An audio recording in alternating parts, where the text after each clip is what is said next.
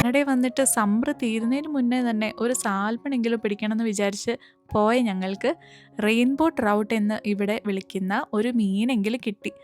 ആ ഒരു കഥ ഒന്ന് കണ്ടാലോ? ഇന്നെന്തായാലും ഞങ്ങൾക്ക് ഓഫായിട്ട് വീട്ടിലിരിക്കുകയായിരുന്നു. അപ്പോൾ നമ്മുടെ ഫ്രണ്ട് റെജോനെ വിളിച്ചപ്പം അവനും മീൻ പിടിക്കാൻ പോകാൻ വലിയ താല്പര്യമാണ്. അപ്പോൾ അങ്ങനെ ഞങ്ങൾ ഒരു ലക്ഷ്യം വെച്ച് നമ്മുടെ തൊട്ടടുത്തൊരു സിറ്റി ആയിട്ടുള്ള എൻഡർബി എന്ന് പറയുന്ന സിറ്റിയിലേക്ക് പോയി. അവിടെ നമ്മൾ ഒരു 3 ലേക്കാണ് നമ്മൾ ലക്ഷ്യമിട്ടത്. ഓരോ ലേക്കിലും പോകുന്നതിൻ്റെ വിശേഷങ്ങൾ ഈ ഒരു ത്രൂ ഔട്ട് വീഡിയോയിലുണ്ട് കേട്ടോ. അപ്പോൾ സ്കിപ്പ് ചെയ്യാതെ മുഴുവൻ കാണണേ. ഇത് നമ്മളിവിടെ അടുത്തുള്ള ഒരു ഈ ഫിഷറീസിനൊക്കെ ബന്ധപ്പെട്ട ഒരു കടയാണ്. ഈ കടയിൽ നമുക്ക് ഒരു മീൻ പിടിക്കാൻ പോകുന്നതിന് ആവശ്യമായ എല്ലാ കാര്യങ്ങളും ഉണ്ട്. ചൂണ്ടക്കുളത്ത് തൊട്ട് അതിന് വേണ്ട ഇരകൾ വരെ എല്ലാ കാര്യങ്ങളും നമ്മൾക്ക് അവിടെ നിന്ന് കിട്ടും. അപ്പം ഞങ്ങൾ ലൈവ് ബെയ്റ്റ് ആയിട്ട് ഉപയോഗിച്ചത് മണ്ണിരയാണ്. അവിടെ നമുക്കൊരു ബോക്സ് കിട്ടി. അവിടെ ചെന്നപ്പോൾ അവിടുത്തെ കടയുടമയ്ക്ക് ഞങ്ങളെക്കാളും ഒരുപാട് ഇൻഫർമേഷൻ ഉണ്ട്. അപ്പോൾ അദ്ദേഹം പറഞ്ഞ കുറേ കാര്യങ്ങളനുസരിച്ച് ഞങ്ങൾ ഓരോ ലേക്ക് സെർച്ച് ചെയ്ത് പോവുകയായിരുന്നു. ഇപ്പോൾ നിങ്ങൾ ഈ അദ്ദേഹത്തിൻ്റെ കടയിൽ കാണുന്നില്ലേ, ഈ ഓരോ കാര്യങ്ങളും ഒറിജിനൽ സാധനങ്ങളാണെന്ന് പറഞ്ഞത്. അത് സ്റ്റഫ് ചെയ്ത് അത് മെയിൻറ്റെയിൻ ചെയ്ത് അതവിടെ വെച്ചേക്കാണ്. ഇതൊക്കെ ഒരു മീനിൻ്റെ ഒരു അസ്ഥികൂടാണെന്നാണ് പറയുന്നത്. അപ്പോൾ ഇതിനിടയ്ക്ക് അദ്ദേഹം ഞങ്ങൾക്കൊരു റൈഡൊക്കെ തന്നു, ചെറുതായിട്ടൊരു കൊച്ചു റൈഡ്. ഞങ്ങൾ ചെറിയൊരു അദ്ദേഹത്തിൻ്റെ ഒരു ഓപ്പൺ വണ്ടിയിൽ നമ്മളെ പുള്ളിയുടെ തൊട്ടടുത്തുള്ള ഒരു കടയിലേക്ക് കൊണ്ടുപോകുമായിരുന്നു.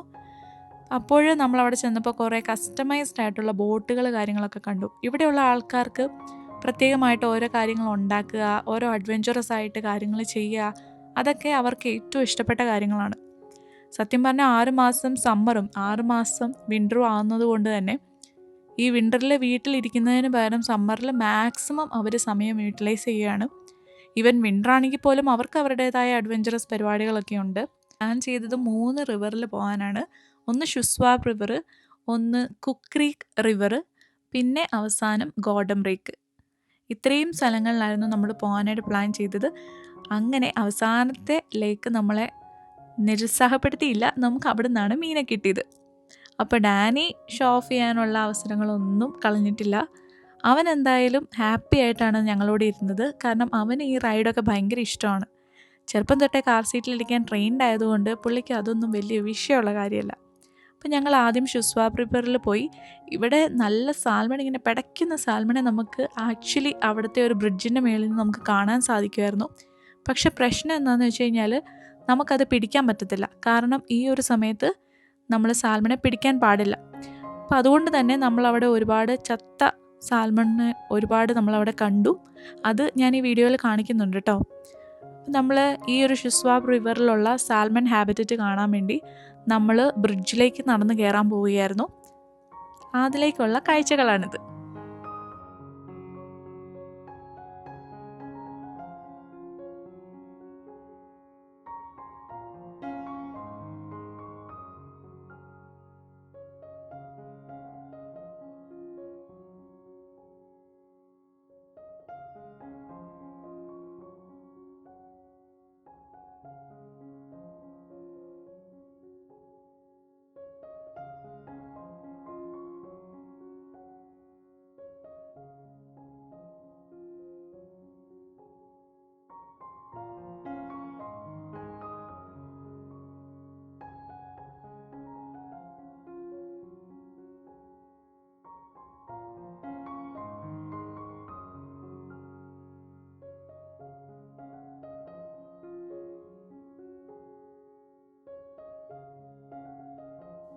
ഈ ബ്രിഡ്ജിൽ നിന്നുള്ള വ്യൂ എന്തായാലും അടിപൊളി വ്യൂ ആയിരുന്നു. സത്യം പറഞ്ഞാൽ നമുക്ക് അതിനകത്തൂടി മീനുകൾ ഓടിക്കളിക്കുന്നത് നമുക്ക് കാണാൻ സാധിക്കും. അതിനോടൊപ്പം തന്നെ ആ ഒരു കരയ്ക്ക് സമീപമായിട്ട് ഒരുപാട് ചത്ത മീനുകളെ നമുക്ക് കാണാൻ സാധിക്കുമായിരുന്നു.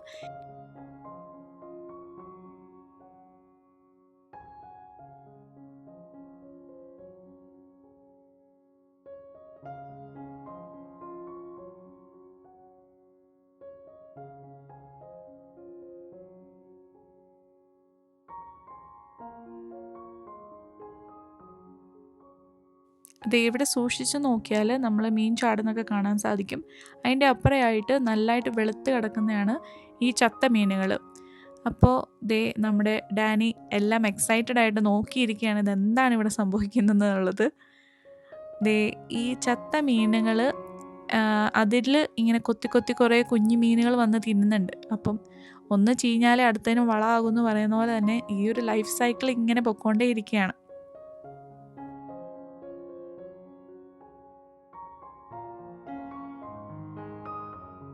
ദേ ഇവിടെ നല്ല പോലെ സൂക്ഷിച്ച് നോക്കിയാൽ നിങ്ങൾക്ക് കാണാൻ സാധിക്കും. കണ്ടോ, ഒരുപാട് മീനുകൾ ഓടിക്കളിക്കുന്ന കാണത്തില്ലേ?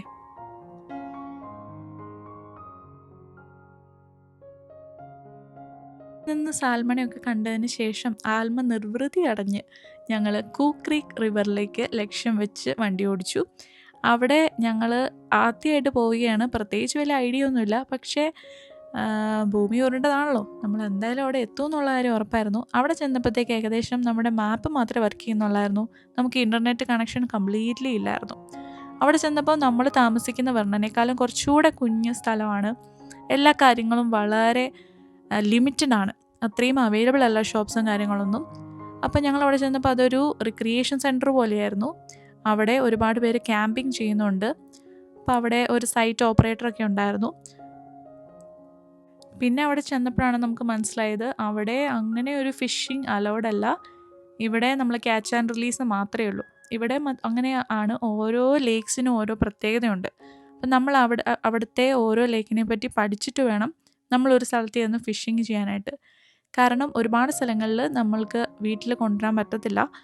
ഇത് ക്യാച്ച് ആൻഡ് റിലീസ് ആയിട്ടുള്ളൊരു സ്ഥലമായിരുന്നു. അതായത് നമ്മൾ പിടിക്കുക, അതുപോലെ തന്നെ അതിനെ തിരിച്ചു വിടുക വേദനിപ്പിക്കാതെ. പിന്നെ ഇവിടെ ഓരോ സാൽമൺ ഹെഡ് റിക്കവറി പ്രോഗ്രാംസ് ഒക്കെ ഉണ്ടായിരുന്നു. അപ്പോൾ അവിടെ ഓരോ സാൽമണിൻ്റെയും ഹെഡ് അവരെന്തോ നോട്ട് ചെയ്ത് എന്തൊക്കെയോ ഉള്ള നമ്പറുകൾ കാര്യങ്ങളൊക്കെ ഉണ്ടായിരുന്നു. അപ്പം അങ്ങനത്തെ കുറേ ബോർഡുകളും കാര്യങ്ങളൊക്കെ ഉള്ളതുകൊണ്ട് നമ്മൾ പ്രത്യേകിച്ച് ഫിഷിങ്ങിനും കാര്യങ്ങൾക്കും നമ്മൾ മുതിർന്നില്ല. നമ്മൾ പതുക്കെ അവിടുത്തെ ആ ഒരു പ്രകൃതി സൗന്ദര്യമൊക്കെ ഒന്ന് ആസ്വദിച്ചിട്ട് നമ്മൾ തിരിച്ച് നമ്മൾ ഏറ്റവും അവസാനത്തെ ഡെസ്റ്റിനേഷനായിട്ടുള്ള ഗോഡം ലേക്കിലേക്ക് പോവുകയായിരുന്നു.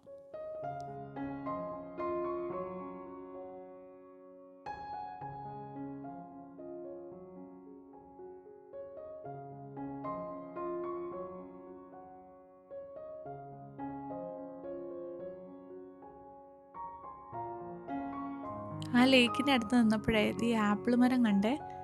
ഞങ്ങൾ അതിൽ നിന്ന് ആപ്പിളൊന്നും പറിച്ചൊന്നുമില്ല. പക്ഷേ ഒരു രസമായിരുന്നു അത് നിൽക്കുന്ന കാണാനായിട്ട്. ഇവിടെ പിന്നെ ഓരോ ഫ്രൂട്ട്സ് ഇങ്ങനെ പുറത്തായിട്ടുള്ള ഓരോ ഫ്രൂട്ട്സ് നമ്മളങ്ങനെ പറിക്കത്തൊന്നുമില്ല. ഇവിടെ അവരുടെ ഒരു ലക്ഷ്യം എന്ന് പറയുന്നത് അത് കിളികൾക്കൊക്കെ വേണ്ടി വെച്ചിരിക്കുകയാണ്. അപ്പോൾ ഇവിടെ കണ്ടോ ഓരോ ആളുകൾ ഇങ്ങനെ ക്യാമ്പിങ് ചെയ്യുന്നു. അവർ തന്നെ ഓരോ ബാർബിക്യൂ ഒക്കെ ചെയ്ത് അവർ ലൈഫ് എൻജോയ് ചെയ്യുന്നു. അങ്ങനെ ഒരു പ്രത്യേകത രസമായിരുന്നു കാണാനൊക്കെ ആയിട്ട്. അങ്ങനെ ഞങ്ങൾ ഗാർഡൻ ലേക്കിൻ്റെ ഡെസ്റ്റിനേഷനിലേക്ക് എത്തി. അവിടെ കുറച്ച് സ്റ്റെപ്പുകൾ ഇറങ്ങി വേണം നമ്മൾ ആ താഴെ റിക്രിയേഷൻ ആ ഒരു ഏരിയയിലേക്ക് നമ്മൾ ചെല്ലാനായിട്ട്. നമ്മളവിടെ ചെന്നപ്പോൾ ഒരു 2 പേരുണ്ടായിരുന്നു, ഊഞ്ഞാലൊക്കെ ആടിയിരിപ്പുണ്ടായിരുന്നു. പിന്നെ അത് കഴിഞ്ഞപ്പം വേറെ അധികം ആളൊന്നും ഇല്ലായിരുന്നു. പക്ഷേ ഫിഷിങ്ങിന് 1-2 പേരുണ്ടായിരുന്നു. അവിടെ നല്ല സൈലൻസ് ആയിരുന്നു. അപ്പം ഞങ്ങൾ പതുക്കെ സ്റ്റെപ്പൊക്കെ ഇറങ്ങി ഞങ്ങൾ മീൻ പിടിക്കാനുള്ള ലക്ഷ്യത്തോടു കൂടി അങ്ങോട്ടേക്ക് പോയി. അപ്പോൾ റെജോ കംപ്ലീറ്റ് മീൻ പിടിക്കാൻ വേണ്ടി ആദ്യമേ തന്നെ ഫ്രണ്ടിലേക്ക് പോയപ്പോൾ ഞങ്ങൾ അവിടെ കൊച്ചിനെ കുറച്ച് ഊഞ്ഞാലൊക്കെ ആട്ടി അതിലേക്കൂടെയൊക്കെ നടത്തി.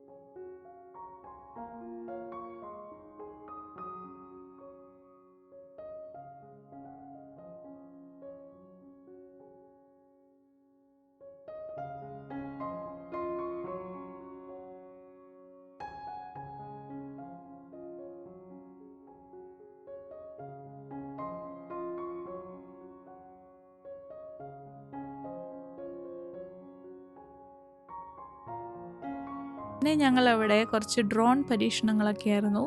ഡ്രോണിൽ നിന്ന് കുറച്ച് വീഡിയോസൊക്കെ എടുത്ത് അതെങ്ങനെയുണ്ടെന്നൊക്കെയുള്ള പരീക്ഷണങ്ങളായിരുന്നു. കാരണം ഇവിടെ കുറേ സ്ഥലങ്ങളിൽ നമുക്കത് അലൗഡ് അല്ലല്ലോ. അതിൻ്റെ വെയിറ്റും പിന്നെ അതിൻ്റെ സേഫ്റ്റി റീസൺസൊക്കെ കൊണ്ട് നമുക്ക് ചില കാര്യങ്ങൾ ചില സ്ഥലങ്ങളിൽ നമുക്കത് ഉപയോഗിക്കാൻ സാധിക്കത്തില്ല. അപ്പോൾ നമ്മൾ ഇവിടെ നോക്കിയപ്പോൾ അവിടെ ഓക്കെ ആയിരുന്നു. അപ്പോൾ അതുകൊണ്ട് നമ്മൾ ചുമ്മാ കുറച്ച് നേരം അതിൻ്റെ വിഷ്വൽസ് കാര്യങ്ങളൊക്കെ എടുത്ത് നോക്കി. ഒക്കെ എങ്ങനെയുണ്ട്? കൊള്ളാവോ?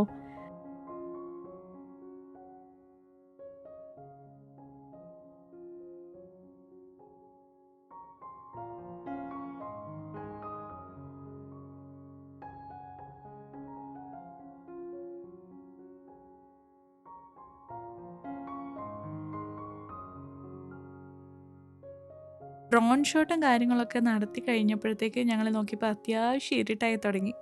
അപ്പോഴേക്കും നമ്മൾ എത്തുന്നതിന് മുന്നേ തന്നെ റജോയ്ക്ക് മീൻ കിട്ടിയായിരുന്നു കറക്റ്റ്.